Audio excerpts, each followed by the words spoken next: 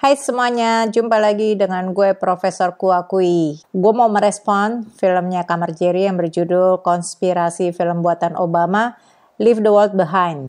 Yang gue sering banget nih nemuin video, entah di YouTube, entah di TikTok, entah dimanapun, yang menyatakan kalau film ini memang ada konspirasinya. Gue malah menemukan adanya sejarah di balik pembuatan film ini daripada konspirasinya. Gue nggak nemuin ada konspirasi di sini malah. Oh, kalian bisa simak dulu videonya ada di sini. Tapi nanti setelah video ini berakhir. Karena ini semua gara-gara si eksekutif produsernya itu adalah salah satu orang penting dan berpengaruh di dunia, yaitu Barack Obama dan istrinya. Mengapa ketika Barack Obama yang menjadi eksekutif produser kok film ini menjadi sesuatu gitu? Ya ini semua karena clue-clue tersebut terlihat mengerikan dan sepertinya masuk akal.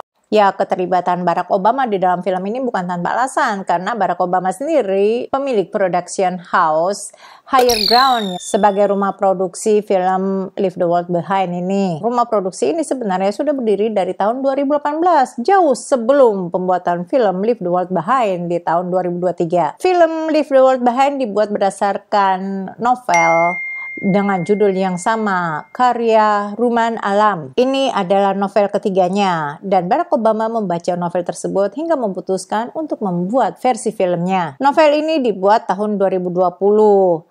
Udah tahu kan, kita tahun itu adalah masa-masa suram kita mesti banyak tinggal di rumah dan mengurangi mobilitas kita di luar rumah. Nah, ini yang melatar belakangi kisah di balik Leave the World Behind. Dan menariknya di tahun yang sama juga novel ini mendapat nominasi National Book Award di tahun 2020 tuh. Oh, ini sepertinya novel benar-benar bagus. Sekilas info tentang Rumaan Alam, yaitu penulis novel ini, Leave the World Behind. Rumaan Alam adalah seorang pria berkebangsaan Bangladesh yang bermigrasi ke Amerika Serikat di awal tahun 1970-an. Kemudian Rumaan Alam pun belajar menulis di Oberlin College dan mengadopsi 2 anak bersama dengan pasangan gay-nya.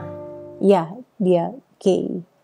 Di film ini Obama bahkan juga ikut memasukkan beberapa detail, menambahkan alur cerita, dan juga dialog. Gue sendiri belum pernah membaca novelnya, tapi gue udah nonton filmnya sih. Yang jelas banyak kritikus yang mengatakan kalau novelnya ini lebih mengangkat isu rasisme dibanding konspirasi. Jadi gue yakin pada saat Obama membaca novel ini, ia juga merasakan hal yang sama. Video yang gue buat itu gue membahas dari versi sejarahnya. Yang sayangnya Kamar Jerry tidak memasukkan unsur-unsur ini di dalam videonya itu ya. Nampaknya dia memang harus keluar dari kamarnya supaya bisa ngelihat sisi lain dari film ini. Jadi jangan cuma konspirasi aja yang dilihat. Apalagi ternyata konspirasinya itu nggak terbukti kok. Dari mana gue bisa tahu? Simak terus video gue ini. Film yang satu ini sedang ramai dibahas di luar negeri karena menyimpan banyak teori konspirasi atau clue-clue yang berupa kode-kode dari setiap tayangannya atau frame-nya yang seolah-olah memberitahu para penonton tentang apa yang akan terjadi. Ini kalau dikait-kaitkan malah lebih mirip serial The Simpsons ya. Yang gue udah pernah buat video berkali-kali tentang The Simpsons itu. Mereka bukan melakukan predictive programming, mereka bukan melakukan semacam ramalan tentang masa depan, melainkan mereka membuat seri tersebut berdasarkan apa yang sedang terjadi, apa yang sedang tren pada saat seri itu sedang dibuat. Yang kemudian entah karena kebetulan, tapi sih lebih condong karena adanya pola perulangan di dalam kehidupan manusia seperti lazimnya yang terjadi. Dan pola perulangan ini yang terjadi bertahun-tahun, bahkan berpuluh-puluh tahun kemudian ya. Sehingga dianggap sebagian orang, ya orang yang nggak tahu juga, beranggapan kalau seri The Simpsons itu merupakan predictive programming, meramal masa depan. Predictive programming sendiri merupakan semacam petunjuk tentang clue atau ya pokoknya apa yang akan terjadi di masa mendatang. Intinya supaya orang itu nggak terlalu kaget kalau misalnya peristiwa itu terjadi. Ada persiapan gitu. Padahal kalau kita lihat lagi nih, pada saat Obama masih menyalonkan diri sebagai presiden, belum jadi presiden itu ya, Obama mengalami juga beberapa isu. Bukan beberapa aja ya, banyak isu ya. Yang di mana diantaranya adalah isu warna kulitnya dia, dan juga isu agama. Dia juga pasti mengalami diskriminasi. Hal ini yang Obama coba angkat, sehingga ia tertarik untuk membuat filmnya. Ada kemiripan gitu ya. Bukan hanya Obama dan Rumaan Alam yang mengalami diskriminasi, bahkan Sam Esmail yang juga merupakan sutradara film Leave the World Behind ini, yang juga merupakan keturunan Mesir, ia juga pernah mengalami diskriminasi. Nah, kentalkan isu rasisme di film ini. Ketika Scott mencoba untuk menggunakan HP satelit milik tetangga rumah tersebut, ternyata HP satelit itu sendiri tidak berfungsi. Yang mana padahal HP satelit itu akan tetap berfungsi walaupun sinyal dari HP biasa tidak berfungsi. Di saat itu dia berpikir, apa mungkin HP satelit tersebut nggak ada baterai, atau juga langit sedang tidak cerah atau mendung. Jadi karena tidak adanya komunikasi, G.H. Scott memutuskan untuk pergi ke tetangganya yang terdekat 3 km dari rumahnya. Nama tetangganya ini adalah Huxley, yang pada saat G.H. datang ke tetangganya ini, keluarga Huxley tidak ada di tempat. Menariknya, ketika gue mencari tahu tentang keluarga Huxley ini, ternyata nama Huxley adalah nama yang cukup dikenal dan dipandang di Inggris. Penjelasan komplitnya gue udah paparkan di video gue sebelumnya itu, tapi kalau di sini intinya Aldous Huxley adalah seorang penulis yang telah menulis 50 buku karya novel dan non-fiksi. Salah satu novelnya yang paling terkenal adalah Brave New World yang terbit di tahun 1932. Pada tahun 1999, novel ini mendapat predikat peringkat kelima dari 100 novel terbaik sepanjang abad ke-20 versi Modern Library, dan nomor 53 dari 100 daftar novel terbaik sepanjang masa versi Robert Macrum yang merupakan penulis The Observer, serta menurut survei yang dilakukan oleh BBC, Brave New World mendapat peringkat ke-87. Karena kepopuleran Brave New World ini, gue rasa Rumaan Alam juga membaca novel ini, karena ada beberapa kesamaan di dalam novel ini. Selain sama-sama ada kata world, kesamaan ini seperti kesamaan kondisi pada saat mereka melakukan liburan, lalu kesamaan ekonomi, di mana waktu Brave New World itu dibuat sedang ada depresi ekonomi, dan Leave the World Behind itu ada COVID-19 yang berdampak ke ekonomi. Lalu kesamaan karakter yang dianggap sebagai elit global, kalau di Brave New World itu disebutkan namanya Mustafa Mon, kalau di Leave the World Behind ini tidak disebutkan siapa. Dan ada lagi yang menarik, di mana G.H. Scott merupakan nama seorang pilot yang pertama kali menerbangkan pesawat berbahan bakar gas hidrogen R-34 melintasi transatlantik. Namun G.H. Scott meninggal di dalam kecelakaan pesawat.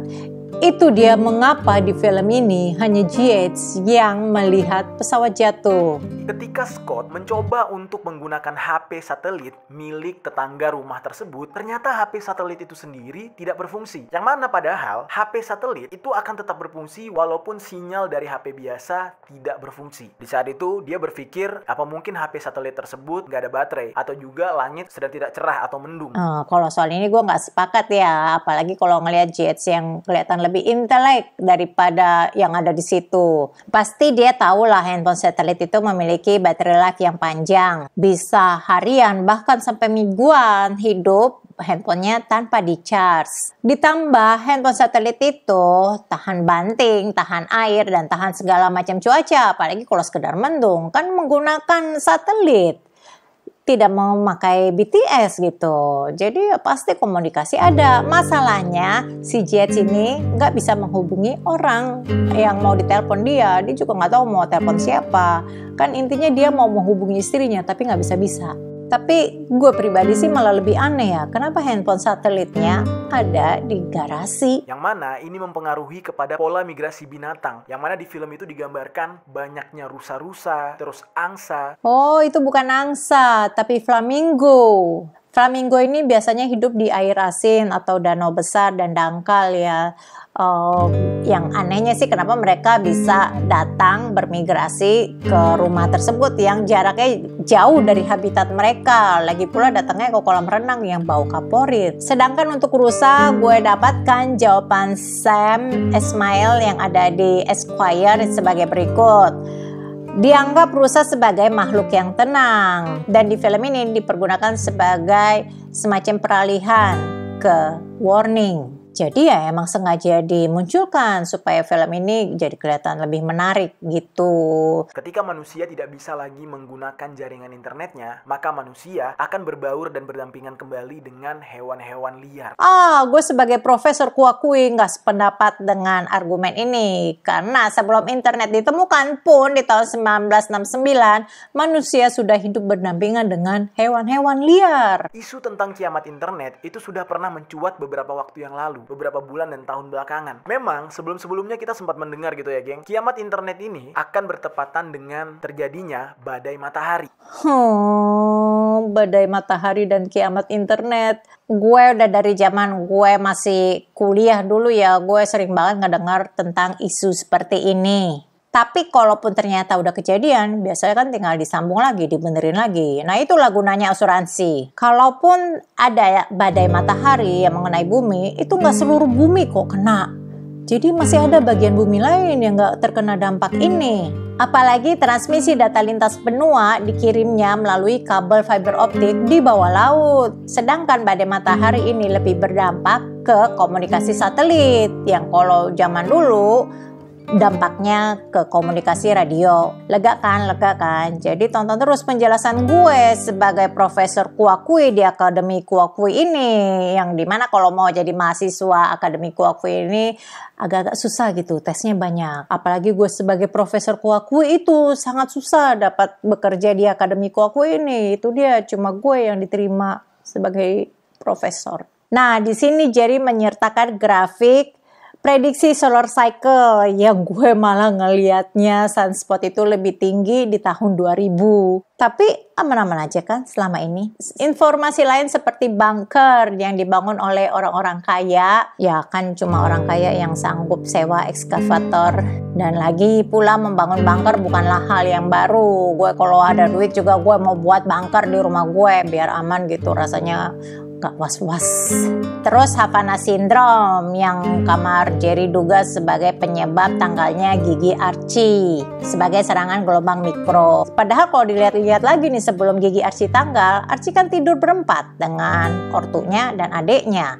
Tapi kenapa cuma gigi Archie yang tanggal? Kalau misalnya memang terkena serangan gelombang mikro gitu ya. Juga sebenarnya gejala yang ditimbulkan oleh Havana Syndrome ini lebih ke pusing-pusing, sakit telinga, nosebleed, dan kurangnya konsentrasi. Tapi tidak ada satupun yang menyebutkan gigi tanggal. Dan dari penelitian-penelitian yang dilakukan, di mana dilakukan analisa dari 8 rekaman sampel suara, tidak ada satupun yang dapat membuktikan serangan gelombang mikro ini. Namun justru didapat sumber suara tersebut adalah berasal dari serangga. Dan temuan ini sebagai bukti kalau rekaman yang dianalisis dalam temuan tersebut tidak dapat diandalkan, karena perekam suara tidak dapat merekam gelombang mikro. Apalagi mengingat pancaran gelombang mikro ini setidaknya harus dilakukan dalam jarak yang dekat. Seperti kalau kayak di film itu ya, ada kaca retak, terus suaranya sangat memekakan telinga, mesti dipancarkan,